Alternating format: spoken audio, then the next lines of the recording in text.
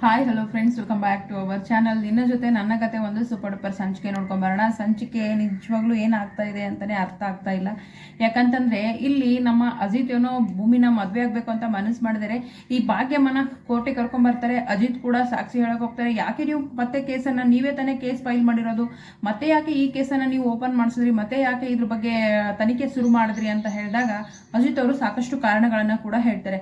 ಹಾಗಾದ್ರೆ ಈ ವಿಡಿಯೋದಲ್ಲಿ ಏನ್ ಹೇಳಕ್ ಹೊರಟಿದ್ದೀನಿ ಅಂತ ನೀವು ನೋಡ್ಬೇಕು ಅಂದ್ರೆ ದಯವಿಟ್ಟು ವಿಡಿಯೋನ ಸ್ಕಿಪ್ ಮಾಡದೆ ನೋಡಿ. ಚಾನಲ್ ಸಬ್ಸ್ಕ್ರೈಬ್ ಮಾಡ್ಕೊಂಡು ಸಪೋರ್ಟ್ ಮಾಡಿ. ಸಂಚಿಕೆ ಆರಂಭದಲ್ಲಿ ಏನಾಗುತ್ತಾ ಅಂತಂದ್ರೆ ಎಲ್ಲರೂ ಕೋರ್ಟಿಗೆ ಬಂದಿರ್ತಾರ.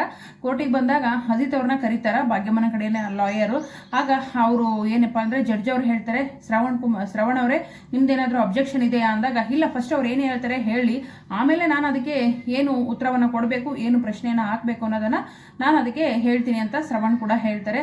ಸೊ ಅಜಿತ್ ಕೂಡ ಹೇಳ್ತಾರೆ, ಯಾಕೆ ನೀವು ಭಾಗ್ಯಮ್ಮನ ಕೇಸನ್ನ ಮತ್ತೆ ಈ ರೀತಿ ಮಾಡಿದ್ರಿ ಅಂತ ಕೇಳಿದಾಗ, ಯಾಕಂತಂದ್ರೆ ಶಾರದನ್ನ ಸಾಯಿಸಿರೋದು ಈ ಭದ್ರನೇ ಇದನ್ನು ಮಾಡಿದೀನಿ ಅಂತ ಅವನೇ ಒಪ್ಕೊಂಡಿದ್ದಾನೆ ಅಂತ ಹೇಳ್ಬಿಟ್ಟು ಸಾಕ್ಷಿ ಕೂಡ ತಗೊಂಡ್ ಬಂದಿದ್ದಾರೆ. ಇವನು ಉಲ್ಟಾ ಹೊಡೆದೇ ಭಾಗ್ಯಮ್ಮನ ಬಿಡಿಸಿದ್ರೆ ಸಾಕಾಗುತ್ತೆ. ಭಾಗ್ಯಮ್ಮನ ಬಿಡಿಸೋದ್ರ ಜೊತೆಗೆ ಭಾಗ್ಯಮ್ಮ ಏನಪ್ಪಾ ಅಂತಂದ್ರೆ ಶ್ರವಣನ ಮಗಳು ಅಂತ ಭಾಗ್ಯಮ್ಮನಿಗೆ ಗೊತ್ತಿದೆಯೋ ಇಲ್ವೋ ಗೊತ್ತಿಲ್ಲ, ಬಟ್ ವೀರಣ್ಣನಿಗೆ ಪಕ್ಕ ಗೊತ್ತಿತ್ತು.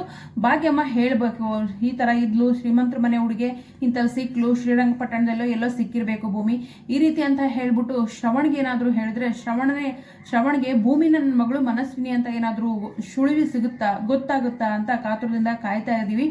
ಯಾಕಂದ್ರೆ ಇಲ್ಲಿ ಭೂಮಿನ ಮದ್ವೆ ಆಗ್ಬೇಕು ಅಂತ ಮನಸ್ಸಿದೆ ಯಾರಿಗೆ, ನಮ್ಮ ಅಜಿತ್ಗೆ. ಆದ್ರೆ ಯಾಕೆ ಸಂಗೀತಮ್ಮನಿಗೋಸ್ಕರ ಸಂಗೀತಮ್ಮ ಕುಂತ್ರು, ನಿಂತ್ರು, ಮಲ್ಗಿದ್ರು, ಕನ್ಸಲ್ಲು ಎಲ್ಲೋಡಿದ್ರು ಭೂಮಿ ಭೂಮಿ ಭೂಮಿ ಅಂತ ಇದ್ದಾರೆ.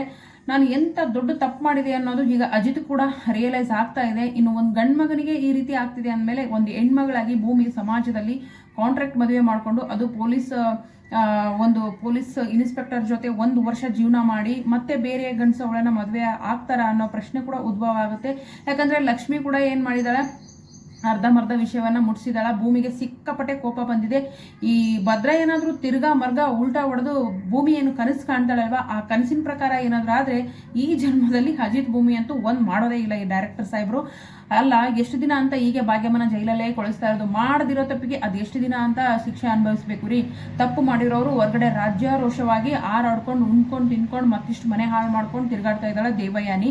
ಆದ್ರೆ ದೇವಯಾನಿಗೆ ಒಂಚೂರು ಕೂಡ ಏನು ಸಮಸ್ಯೆನೇ ತಂದೊಡ್ತಾ ಇಲ್ಲ ರೀ. ಅವಳು ತಪ್ಪುಗಳನ್ನ ಮಾಡ್ತಾ ಹೋಗ್ತಾಳೆ, ಅಜಿತ್ ಅವ್ರು ಕಂಡುಹಿಡಿತಾ ಹೋಗ್ತಾರೆ, ಮತ್ತೆ ಅದಕ್ಕೆ ಒಂದು ಡ್ರಾಮಾ ಕ್ರಿಯೇಟ್ ಮಾಡ್ತಾಳೆ, ಮತ್ತೆ ಅದನ್ನ ಮಣ್ಣು ಮುಗಿಸ್ಬಿಡ್ತಾಳೆ, ಮನೆಯವ್ರ ಹತ್ರ ಎಮೋಷನಲ್ ಡ್ರಾಮಾ ಹಾಡ್ಬಿಡ್ತಾಳೆ.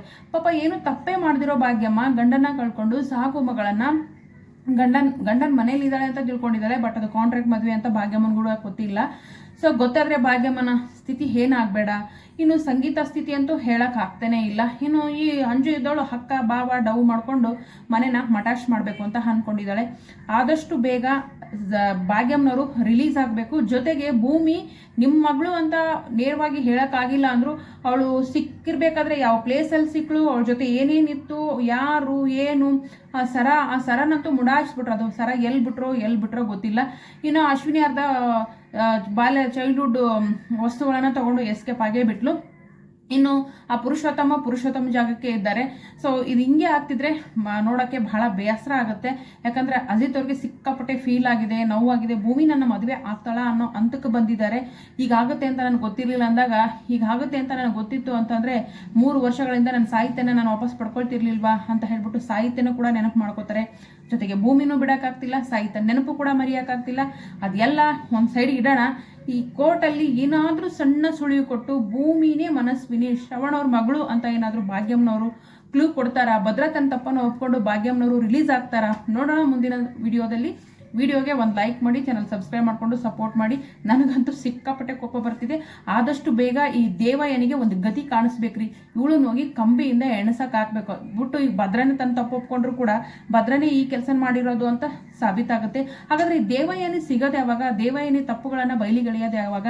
ಈ ಕಳ್ಳರು ಕೆಲಸ ಮಾಡ್ತಾ ಹೋದ್ರೆ ಅವ್ರಿಗೆ ಇದೇ ತರ ಬಚಾವ್ ಆಗ್ತಾ ಹೋದ್ರೆ ನ್ಯಾಯಕ್ಕೆ ಬೆಲೆ ಇಲ್ದಂಗೆ ಆಗುತ್ತೆ. ಈಗಾಗಲೇ ಅಜಿತ್ ಅವರು ಸೋತು ಸುಣ್ಣ ಆಗ್ತಾ ಇದ್ದಾರೆ.